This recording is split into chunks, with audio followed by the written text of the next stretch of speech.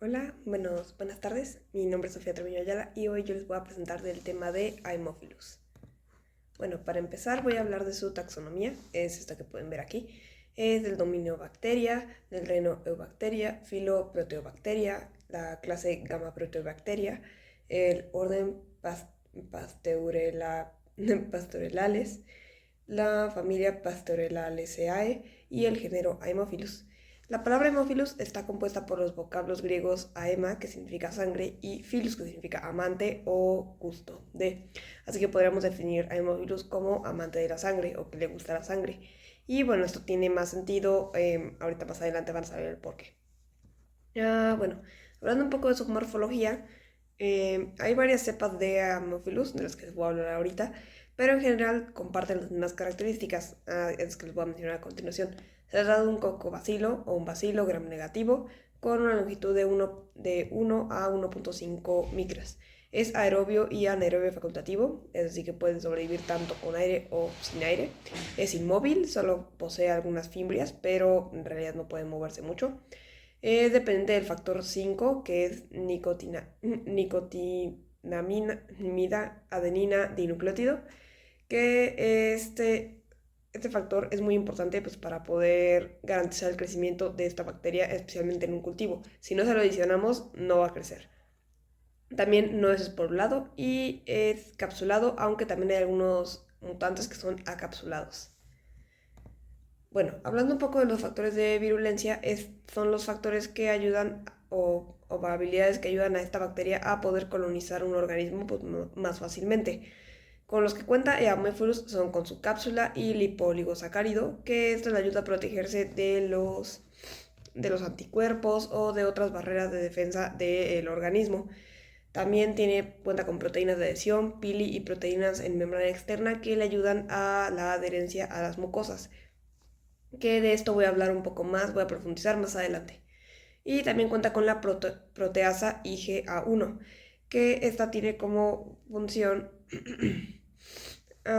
ayudarla a la colonización de las mucosas, como ya les mencioné.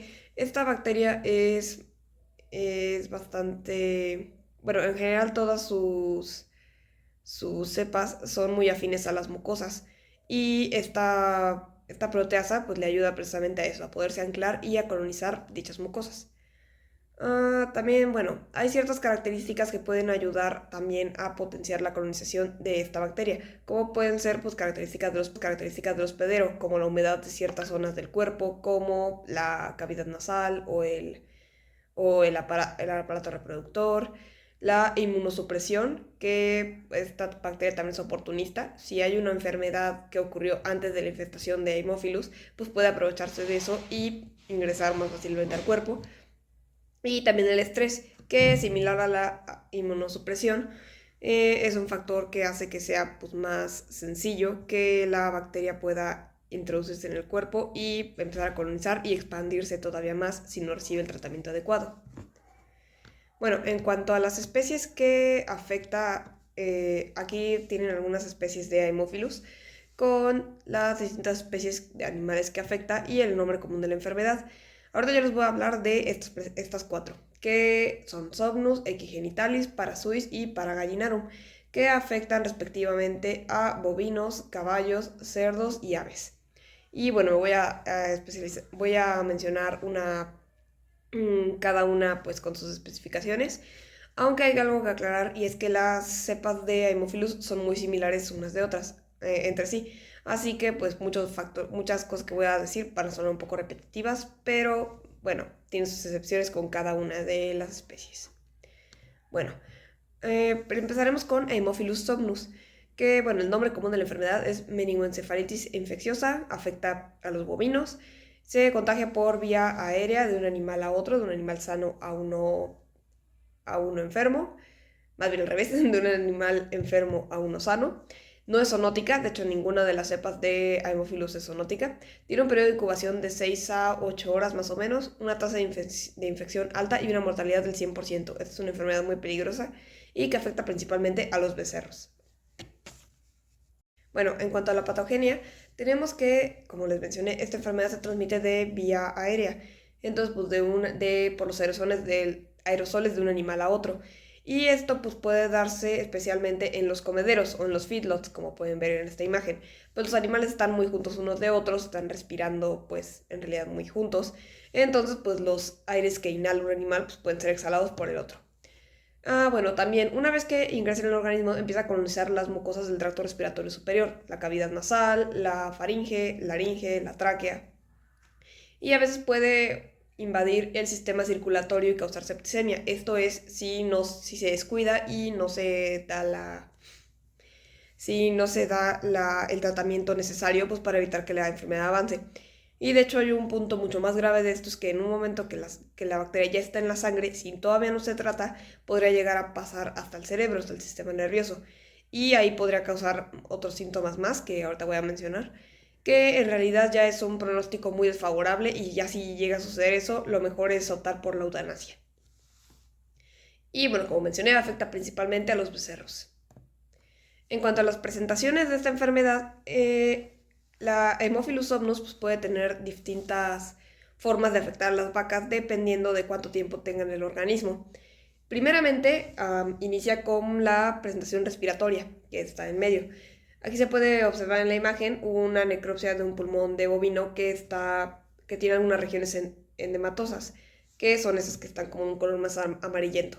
Esta es como la inicial, una vez que la bacteria ingresa al animal y llega hasta los pulmones y empieza a causar estragos ahí. Luego seguiría la septicémica, que es una vez que la bacteria ya pasa al torrente sanguíneo. Y bueno, les digo, si avanza demasiado y no se frena con un tratamiento, termina llegando hasta el cerebro, como es en este caso esta imagen de aquí, que es una necropsia del cerebro y se pueden ver infartos cerebrales, que son pues esas manchas como oscuras que se ven. En cuanto a la presentación reproductiva, esta es como la menos común, la puse más como por acervo cultural, ya que en realidad no es tan común que se asocie a la Haemophilus somnus con enfermedades reproductivas, ya que es mucho más común que se asocie a otras bacterias que puedan estar presentes ahí en el aparato reproductor de las vacas y pues y que causan otros signos y otros malestares que son más asociados con esas bacterias. Así que, nomás para completar, la puse ahí, pero en general, las dos presentaciones, la septicémica y la respiratoria, son las más importantes. Bueno, en cuanto a los signos de cada presentación, bueno, voy a empezar hablando rápido de la septicémica, le digo como que sería la más grave, que bueno, aquí ya se produce la meningoencefalitis infecciosa, o sea, una vez de que la bacteria llega al cerebro y empieza a inflamar el cerebro y la médula espinal. Esto causa infartos y lesiones en el cerebro y la médula espinal de un color rojo brillante a café oscuro, como en la imagen, de 0.5 a 3 centímetros de diámetro, además de volver el líquido cefalorraquídeo turbio y amarillento. Bueno, algunos signos de esta etapa son la fiebre, la debilidad, marcha tambaleante, la somnolencia, que esta es muy importante, es la razón por la que a esta bacteria se le conoce como Haemophilus somnus, ya que causa, pues su principal síntoma es causar ya la somnolencia en las vacas, bueno, en los terneros. También conducta errática, parálisis y la muerte súbita. En cuanto a los diagnósticos diferenciales, estos pueden ser variados, pero tienen los síntomas pues, muy similares, como la polioencefalomalacia, el envenenamiento por plomo o por sal, la listeriosis y la rabia. En cuanto a la presentación respiratoria, bueno, este causa principalmente una neumonía bacteriana fibrinopurulenta, que es más fácil de apreciar en una necropsia. Los tejidos están ya muy dañados y como dice ahí, pues con una textura pues, fibrinosa y purulenta, o sea, con pus y la verdad con un olor muy desagradable porque la carne se empieza a descomponer. También las caras posteriores están endematosas, o sea, contienen edemas y con una consistencia gomosa, que igual se puede observar en la necropsia. Y también tiene una inflamación fibrinosa de la pleura, el pericardio y el peritoneo. En cuanto a los signos, presentan fiebre, disnea, tos, un aumento en la frecuencia respiratoria, que puede verse como los jadeos, la polipnea, taquipnea e hipertermia. En cuanto a los diagnósticos diferenciales, esta presentación puede llegarse a confundir con la rinotraqueitis infecciosa bovina, la neumonía intersticial intersticial viral, neumonía verminosa, pleuroneumonía contagiosa bovina, entre otros. Bueno, ahora pasaré a hablar de las pruebas de laboratorio y complementarias, que bueno, esto es de importancia ya que en la mayoría de las cepas son las mismas, tienen unas cuantas variaciones, pero son esencialmente las mismas. Bueno, en cuanto a las pruebas de laboratorio, inicialmente está la necropsia, que bueno, esta podría contarse también como una prueba complementaria, ya que puede realizarse pues ahí mismo en el rancho o pues ya llevar partes del animal muerto al laboratorio pues para realizar las pruebas. Bueno, para tomar las muestras, en el caso de la presentación respiratoria, o sea, en los pulmones, se debe pues cortar o hacer una incisión en una parte del pulmón, una parte afectada, una que ya esté purulenta, y se tiene que colocar en un frasco estéril o en un medio de transporte similar. Bueno, una vez colocado ahí, se debe meter a refrigeración aproximadamente entre los 2 y los 8 grados centígrados, no llegar a la congelación. Y así se tiene un tiempo de traslado de entre 24 a 48 horas. Y pues es muy importante que no sobrepase este tiempo porque si no la muestra va a perder viabilidad. En el caso del cerebro es algo muy similar. Se traslada también en un frasco estéril. En este caso, una sección del cerebro que sufra algún infarto. Una sección del cerebro que esté pues oscura, como ya les mostré. Y bueno, de la misma forma se mete a refrigeración y se tiene de 24 a 48 horas para trasladarlo. También está la PCR, que es como una que se ha desarrollado recientemente, pero ha mostrado ser muy efectiva, con una sensibilidad del 80% y una especificidad del 98 al 99%.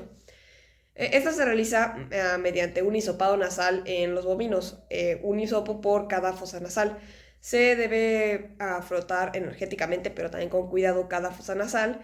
Y bueno, se traslada en un medio de Kerry Blair, preferiblemente. Y igual, con lo mismo, no debe pasar las 48 horas para el traslado.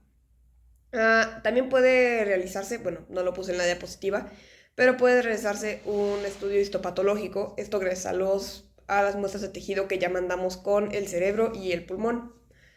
Y bueno, finalmente la prueba de oro sería el cultivo. En este caso, el Haemophilus se desarrolla en agar chocolate, aunque también puede ser en agar sangre en algunos casos.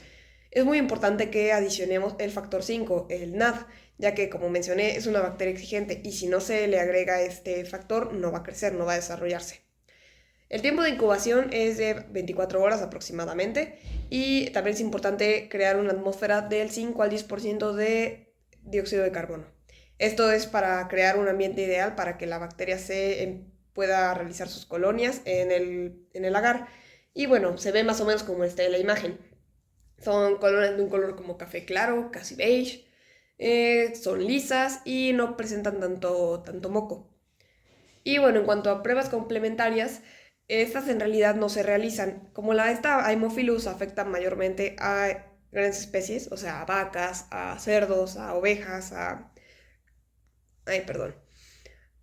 pollos, etcétera, pues no es los ganaderos, es muy raro que pues sí prefieran invertir el dinero en alguna prueba como esta, como los rayos X, ultrasonido. Así que por lo general no se realizan. Solo se hacen las pruebas de laboratorio. Hay algunas excepciones, como voy a ver más adelante en el caso de los caballos, pero en el caso de las vacas aquí no se hacen. En cuanto al tratamiento, bueno, primeramente los animales deben aislarse para pues, evitar que el contagio continúe y se tienen que tratar con antibióticos. Y bueno, principalmente están las penicilinas, con las aminopenicilinas y las oxitetraciclinas. Estas son pues baratas y de fácil acceso para los ganaderos y han mostrado pues funcionar bien pues para tratar a Haemophilus en las vacas, en los bovinos. Aunque hay que tener cuidado de no abusar de su uso, ya que podrían causar pues, resistencia a largo plazo. También, bueno, mientras más pronto se inicia el tratamiento hay mayores probabilidades de recuperación en el animal, pero también hay los pacientes con la meningoencefalitis, o sea, ya la presentación una vez que llega al cerebro, no tienen una prognosis favorable. Ya la verdad es bastante difícil curarlo en este punto y se opta normalmente por la eutanasia. Bueno, ahora tenemos a la Haemophilus equigenitalis. Le puse ahí Tailorea equigenitalis porque mediante mi investigación pues descubrí que en realidad creo que son la misma bacteria. Al parecer se le conocía anteriormente como Haemophilus equigenitalis, pero ya después de varios estudios se le denominó como Tylorea equigenitalis y pues ya en un nuevo género y así. Pero bueno, en este caso no nos vamos a meter tanto en esto, lo puse como un dato curioso. Y bueno, el nombre común de esta enfermedad es metritis contagiosa equina, afecta principalmente a los caballos, como ahí ven. Se transmite por vía venérea o por contacto sexual. No es zoonótica, el periodo de incubación es de 2 a 13 días aproximadamente y la mortalidad es baja. Pues porque en general los animales no suelen morir, pero tiene otras consecuencias en los caballos. Bueno, en cuanto a la patogenia, como mencioné, se transmite por vía venérea. Esto quiere decir que, bueno, hay varias formas en las que puede transmitirse. Puede ser por el contacto durante el apareamiento, el contacto genital con utensilios contaminados, la infección transplacentaria del feto, o sea que las madres pueden pasarla a las crías, el contacto de genitales del potro con placenta infectada o el área del clítoris de la madre, o la exposición de genitales del potro a lechos o pastos contaminados. Todas estas formas son maneras en las que la Haemophilus equigenitalis puede transmitirse. Algo curioso de esta bacteria es que en las yeguas son las únicas en las que se presentan signos clínicos. En los sementales, bueno, en los machos, no son portadores asintomáticos, o sea, no presentan ningún signo de ninguna molestia con esta bacteria, aunque eso no significa que no estén infectados. Y bueno, esto pues, puede causar también varios problemas pues, para identificarlo, ya que como en los machos son asintomáticos, pues en realidad es medio difícil verlo. Y hasta que no se presente en una hembra, podríamos sospechar que también los sementales lo tienen. Bueno, en caso de las yeguas pueden llegar a concebir y los potros serían también portadores asintomáticos. Ya por lo que acabo de mencionar, de que el potro al que está en contacto con el clítoris o la placenta de la madre, pues pueden salir infectados también. Causa infertilidad a corto plazo y muy raramente abortos, especialmente si están en el 7º mes de gestación, es más probable que se produzca un aborto, pero en realidad casi no sucede. Los signos que presentan, como les mencioné, las hembras, está la secreción vulvar de un blanco grisáceo, que es inodora, como pueden ver en las imágenes, endometritis, que es inflamación del endometrio, el tejido más superficial, digamos, del útero, el más interno, cervicitis, inflamación del cervix, o vaginitis, inflamación de la vagina. En cuanto a los diagnósticos diferenciales, hay de varios tipos que en realidad son la infección por bacterias misceláneas, o sea, bacterias de varios tipos que pueden causar pues síntomas muy similares, como el E. coli, la Pseudomonas aeruginosa, Streptococcus o Epidemicus, etc. Bueno, en cuanto a las pruebas de laboratorio, en realidad son las mismas que acabo de mencionar, sería solo que en realidad de necropsia se cambiaría por toma de muestras, ya que no es necesario realizar la necropsia del caballo. La PCR y el cultivo. Bueno, en el caso de la toma de muestras, esta se realiza mediante el hisopado en el aparato reproductor de la hembra y del macho. Aquí en esta imagen pueden ver cómo se realiza en tanto hembras como en machos, tanto bueno, en la uretra, fosa uretral, el cuerpo del glande, en la fosa del clítoris, los senos del clítoris, los pliegues del cervix, en la vulva, etc. Es importante pues tener cuidado con los hisopos para evitar la contaminación, sería un hisopo por cada parte, para luego ser colocados en un medio de Kerry Blair y después para poder ser trasladados en refrigeración y sin exceder en las 48 horas para no perder la viabilidad de la muestra. Luego también en las pruebas complementarias, aquí sí hay una excepción porque, bueno, los dueños de los caballos, al ser animales valiosos, pues normalmente sí acceden a realizar pruebas complementarias pues, para poder verificar este diagnóstico, que pueden ser el examen ultrasonográfico o el examen vaginoscópico, como el que se puede ver en la imagen. En realidad pues, sirven para comprobar que haya inflamación en el útero, en la vagina, en el cervix y pues así ayudar al diagnóstico. El cultivo es igual en agar chocolate, también se debe adicionar factor 5 y bueno, en general se realiza de la misma forma. Finalmente, en cuanto al tratamiento, los animales, bueno, deben aislarse, como ya mencionamos. En el caso de las yeguas, se les pueden administrar penicilina, que debe combinarse con penicilina procaína. También se deben realizar irrigaciones tibias en el útero y suministrar ungüento intramamario o ungüento de nitrofurazona, que es muy efectivo pues, para tratar y eliminar esta bacteria. En el caso de los machos o los sementales, se debe hacer un lavado de la fosa uretral o vaina prepucial con una solución de neomicina al 0.5%, que es la misma que se usa en las irrigaciones del útero, y un ungüento de nitrofurazona. Aunque algo que hay que tener en cuenta es que no siempre puede eliminarse completamente esta bacteria, por lo que pues es bastante tedioso lidiar con ella, y es mejor que si tenemos a un caballo o a una yegua infectadas con esto, mejor apartarlas del proceso de crianza y mejor utilizar a otros si es posible.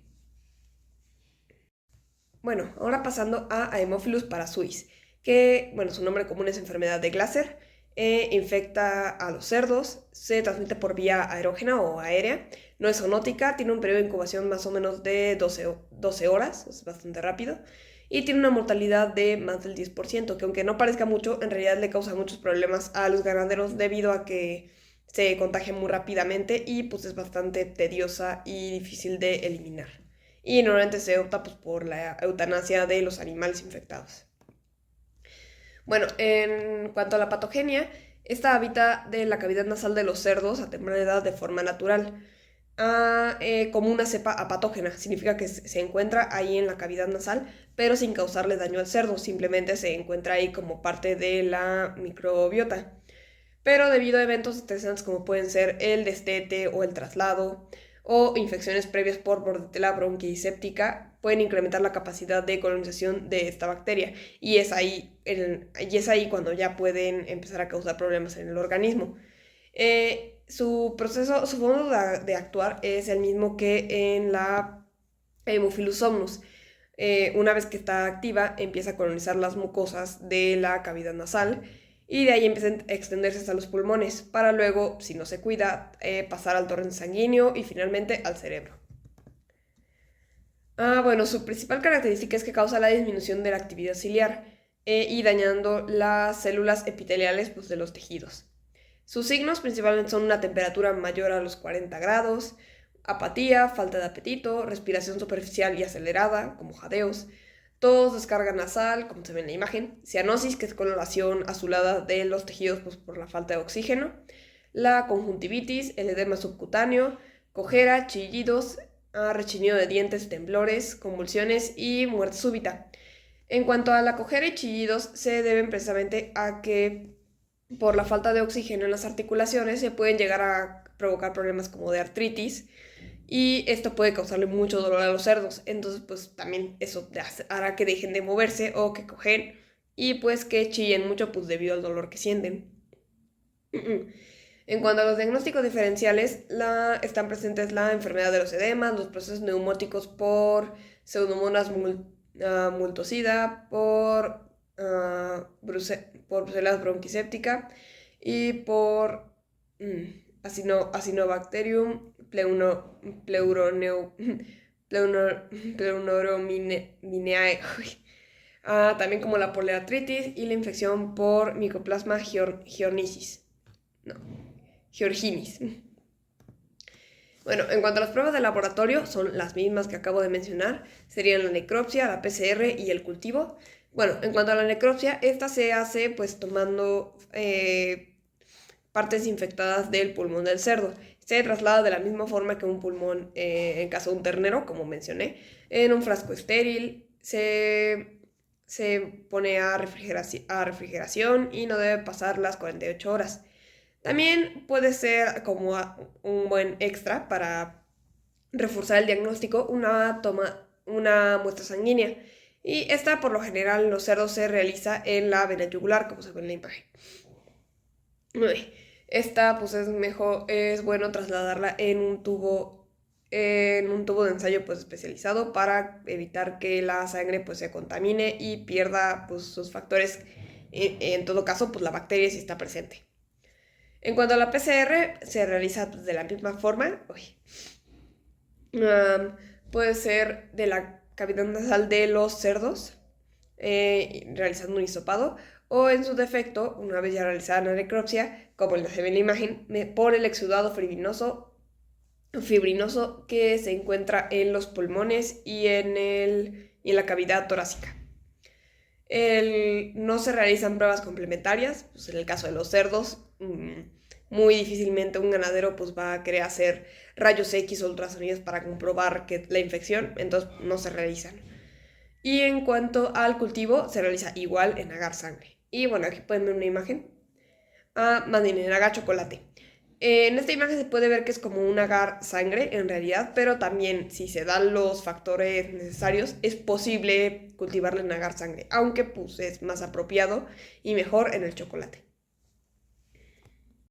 Finalmente, en cuanto al tratamiento, esto se hace con penicilina, amoxicilina y ampicilina, que igual como mencioné son medicamentos de fácil acceso y baratos para los ganaderos. Y en la sintomatología nerviosa ya no hay una prognosis favorable. Ya una vez que la enfermedad ha llegado hasta el cerebro, se opta normalmente por la eutanasia. Y finalmente tenemos a la Haemophilus paragallinarum, que bueno, igual como dato curioso, puse que también se le conoce como Avibacterium paragallinarum, que bien podrían ser la misma bacteria, pero pues con diferentes nombres, pero bueno, solo es un dato extra. La enfermedad que causa se le conoce comúnmente como coriza infecciosa aviar. Se transmite por vía aérea o digestiva, por cualquiera de las dos. No es zoonótica. Tiene un periodo de incubación de 1 a 3 días más o menos y una mortalidad baja. Que esto pues podría sonar como que no causa tantos problemas, pero en realidad para los productores es algo bastante complicado y pues difícil de tratar. Ahorita van a ver por qué. Bueno, en cuanto a la patogenia, como mencioné, se puede transmitir de dos vías. En cuanto a la respiratoria, es por la inhalación de gases de un animal infectado a uno sano. Esto puede deberse pues, a la cercanía entre los animales. Como pueden ver en la imagen, pues a los pollos en general los tienen en lugares pues, donde hay muchos, los tienen muy cerca y pues esto puede favorecer que se propague la enfermedad pues, de un animal a otro. Y en cuanto a la digestiva, esta se debe al consumo de agua y de alimentos contaminados o en mal estado. También por los equipos y maquinaria contaminados. También puede ser por eso. Y bueno, las aves que se recuperan normalmente pueden volverse portadoras asintomáticas, lo cual esto lo vuelve también un problema muy grave porque los productores pues no tienen forma de saber que si esa gallina que está aparentemente sana trae la bacteria y pueda pues contagiar a los demás y iniciarse todo un problema, un contagiadero. Bueno, la razón por la que esta enfermedad es tan tediosa para los productores es porque afecta tanto a los de engorda como a los de postura, o sea, de huevos. En el caso de los de engorda, hay una disminución en el consumo de alimentos. Pues bueno, como se ve en la imagen, pues la gallina está bastante incómoda, no puede respirar bien, así que tampoco va a comer bien. Y pues esto va a hacer que no alcance el peso necesario pues, para poder ser comercializada. En el caso de las aves de postura, también por la misma razón las aves se estén incómodas, no se sienten bien, así que no van a poner huevos, va a haber una baja drástica en la postura y pues esto también va a afectar mucho a los productores. En cuanto a los signos que presenta, tenemos la secreción nasal serosa, que se puede ver ahí en la imagen, los edemas en cara y barba, la inflamación de los senos infraorbitarios, que es como el signo más característico, o sea, se ve como que si le salieran unas bolas en la cara a las gallinas, especialmente debajo de los ojos, y se les ven pues, sus ojos hinchados y pues inflamados. También la conjuntivitis, tos y estornudos. Y el diagnóstico diferencial es el síndrome de la cabeza hinchada, ornitobacteriosis, difterioviruela, microplasmosis o cólera aviar. Y bueno, como pueden ver en esta imagen, así va avanzando la enfermedad y pues la verdad es algo bastante feo pues, para las gallinas. En cuanto a las pruebas de laboratorio, son las mismas que ya mencioné. Pueden ser necropsia con PCR y el cultivo. En cuanto a la necropsia, normalmente se realiza, el envío de muestras se hace con las cabezas de los pollos o también el sistema respiratorio de estos, la tráquea y los pulmones principalmente. Así que pueden enviarse de cualquiera de todas formas. Y la forma de enviarlo sería igualmente en un frasco estéril o en una bolsa plástica en su defecto. También se ponen en refrigeración y no debe no debe exceder las 48 horas de traslado para no perder la viabilidad de la muestra. En cuanto a la PCR, se realiza con las mucosas dañadas. En realidad hacer una PCR se podría hacer en animales vivos, pero es un poco tedioso y por lo general, como por debido a la hinchazón de las gallinas, pues no es muy, de la cara de las gallinas no es muy recomendable. Entonces normalmente se hace la PCR ya con las muestras de las cabezas, por ejemplo, que ya mandan. En las mucosas dañadas, pues de la cavidad nasal, como se puede ver en la imagen. Y finalmente, pues el cultivo es igualmente en agar chocolate, agar sangre. Y bueno, en cuanto a las pruebas complementarias, lo mismo que con las vacas y con los cerdos, aquí no se realizan. Y bueno, finalmente con el tratamiento, esta puede tratarse con amoxicilina, tetracilinas o eritromicinas.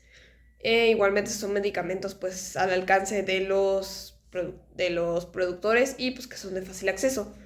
Y bueno, otra cosa es que hay que tomar en cuenta es que al final de la vida reproductiva del lote, o sea, una vez que ya todas las gallinas hayan sido pues despechadas para la...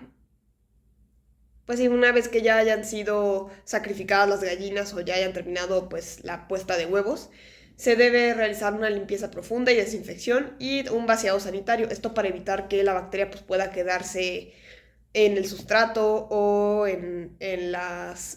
pues sí, en las partes de las jaulas o donde tengan a los pollos, ya que esto podría iniciar nuevamente un brote.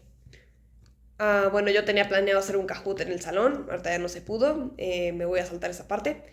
Y bueno, estas serían mis fuentes de consulta, de artículos y de algunos libros. Y bueno, finalmente muchas gracias por su atención, espero que les haya gustado, no les haya quedado dudas. Y bueno, hasta luego.